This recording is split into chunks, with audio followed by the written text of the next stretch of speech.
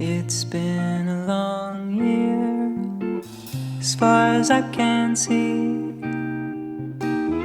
I could use a vacation, but I've gotta take care of my family. My name is Winslow, and I was the Community Masquerade Coordinator.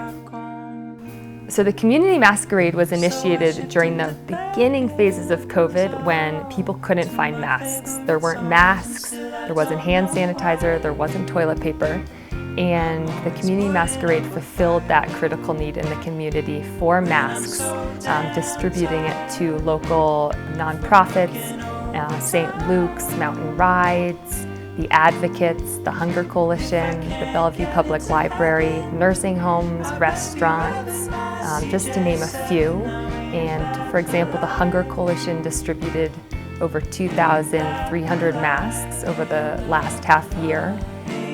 The Community Masquerade was initiated by Barbara Knowles, an amazing community member, and she, at the beginning of COVID, organized a volunteer group of about 30 sewers, and they started sewing masks, hundreds of masks. And as the virus picked up and requests for masks rolled in, she asked Flourish if Flourish would agree to oversee the project. And that is how the Community Masquerade was born. My name is Joe Hall. I started Compassionate Leaders when I was a junior in high school.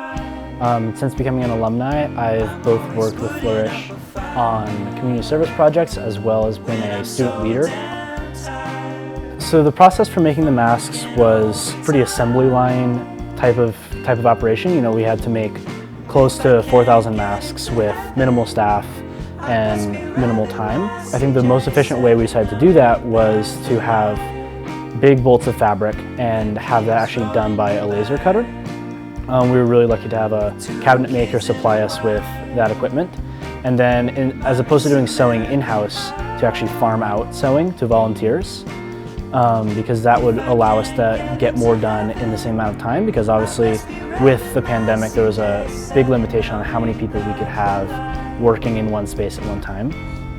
And so a lot of what I worked on was cutting fabric, taking big bolts and cutting them into pieces big enough to go into the laser cutter, doing one big cut, 100 times in an afternoon. It's really cool, I think, being able to do so much, and having the ability with this laser cutter and with all the sewers we had to be able to, in an afternoon, cut material for hundreds, if not 500 masks.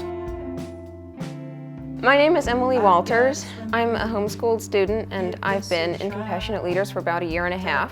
I'm starting my senior year now.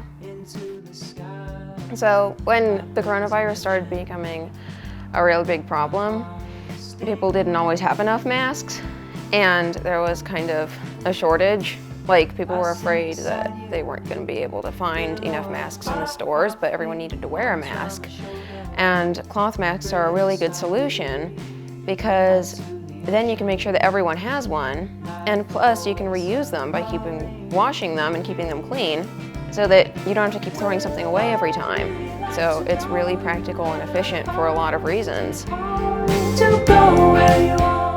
It also served another purpose, which during that time, obviously in quarantine, I didn't have anybody else to see, and I wasn't really talking to anybody else, just my immediate family.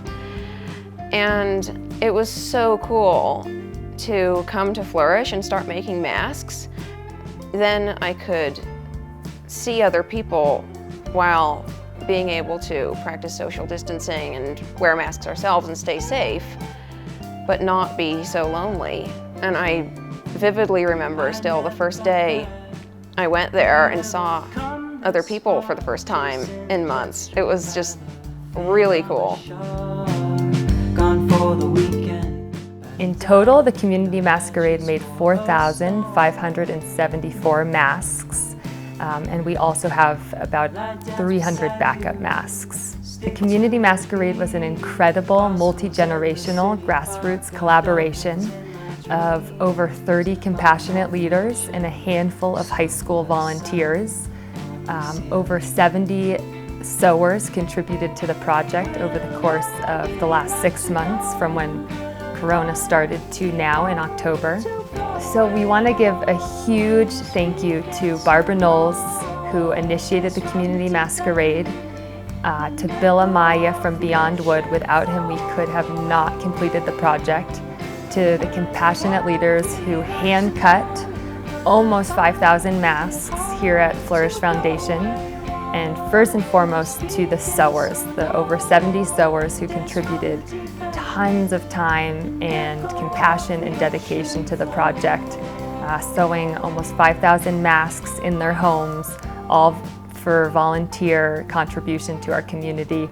We're so grateful, and it was really a successful project and experience for everyone.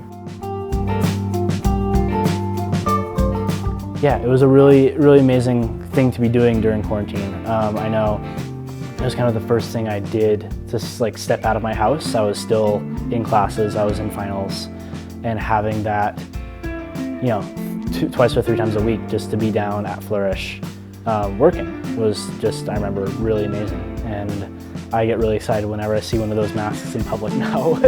I'm like, I was there.